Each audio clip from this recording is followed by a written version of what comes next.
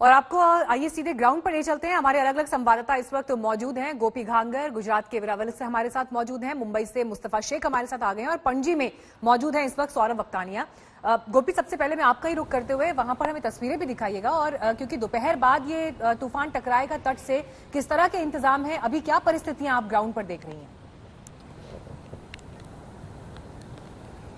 बिल्कुल मीनाक्षी, आपको बता दूं कि गुजरात के 14 जिलों को अलर्ट पे रखा गया है। इस वक्त हम वेरावल में और वेरावल का समुद्र जो है वो काफी उफान पर है।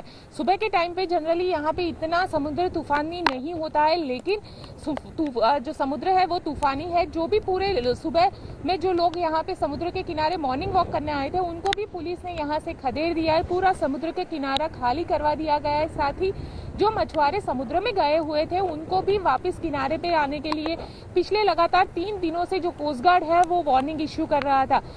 जो कोविड अस्पताल है वहां पे भी खास प्रिकॉशन लिए जा रहे हैं, क्योंकि 14 जिले हैं, 14 जिलों के अलग अलग कोविड अस्पताल है। अगर मैं वेरावल की ही बात करूं तो वेरावल के ही अस्पताल में करीब 700 से 800 जो कोविड के पेशेंट है वो एडमिटेड है। तो वैसे में कहीं बिजली गुल होने से जो 18 पेशेंट वेंटिलेटर पर है तो उन लोगों को किसी भी तरीके की दिक्कत ना आए, इसके लिए वहां पे जनरेटर रखने के लिए कहा गया है। साथ ही ऑक्सीजन जो है वो 24 घंटे की सरप्लस ऑक्सीजन रखने के लिए कहा गया है। इसके अलावा 350 से ज्यादा जो बिजली विभाग की टीमें हैं उनको भी एक्टिव रखा गया है कि कहीं पे भी अगर बिजली गुल होती है तो वो तुरंत उस बिजली को रिस्टोर कर पाए।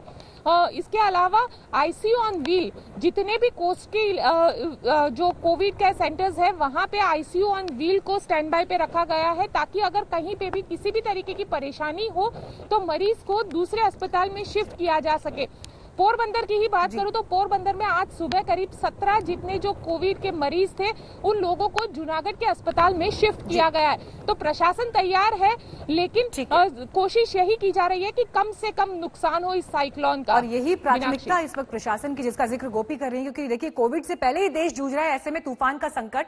हम आपको इस वक्त मैप में भी दिखाते हैं, नक्शे में दिखाते हैं कि आखिर कौन कौन से वो इलाके हैं गुजरात के जो प्रभावित है।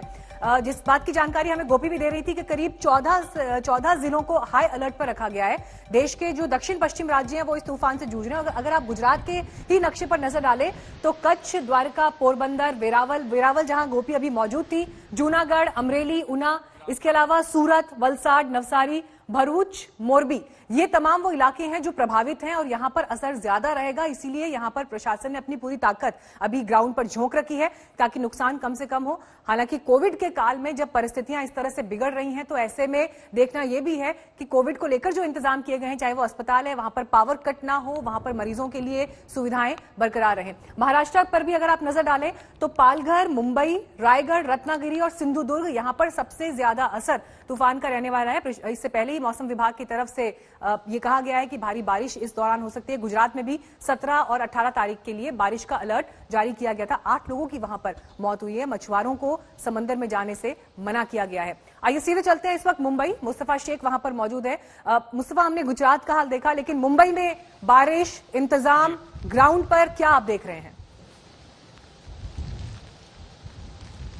जी बिल्कुल मीनाक्षी साहब, देख सकती हैं गेटवे ऑफ इंडिया पर हम मौजूद है। ये पूरी तरह से जो तूफान तौकी है ये अरेबियन सी में मुंबई की तरफ से गुजर रहा है, क्योंकि आप समंदर में अगर उफान देखेंगी और जो हवा की रफ्तार है उससे साफ तौर पर समझ में आएगा कि किस तरह से ये तूफान इस वक्त मुंबई से गुजर रहा है। और इसीलिए शायद आईएमडी ने इस तूफान को एक्सट्रीमली आप कह सकते हैं क्रिटिकल बता दिया है, क्योंकि ये जो वेव्स हैं पानी का जो आप देखेंगी यही फ्रेम में अगर कंटिन्यू करें तो ये सीधा जो रास्ते तक है गेटवे ऑफ इंडिया पर पानी आ रहा है।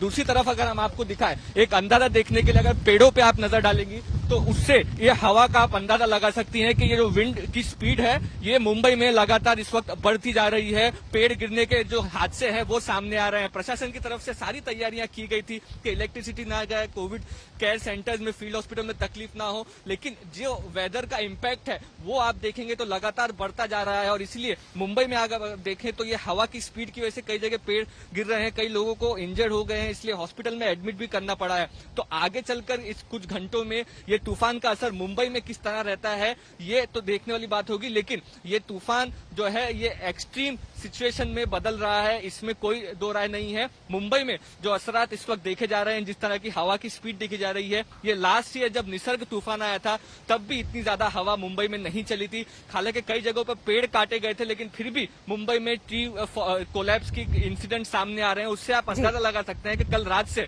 जो तेज हवा शुरू हुई थी वो अभी तक कायम है और आने वाले कुछ घंटों में भी कायम रहेगी जब तक ये तूफान गुजरात की तरफ नहीं निकल जाता। मीनाक्षी।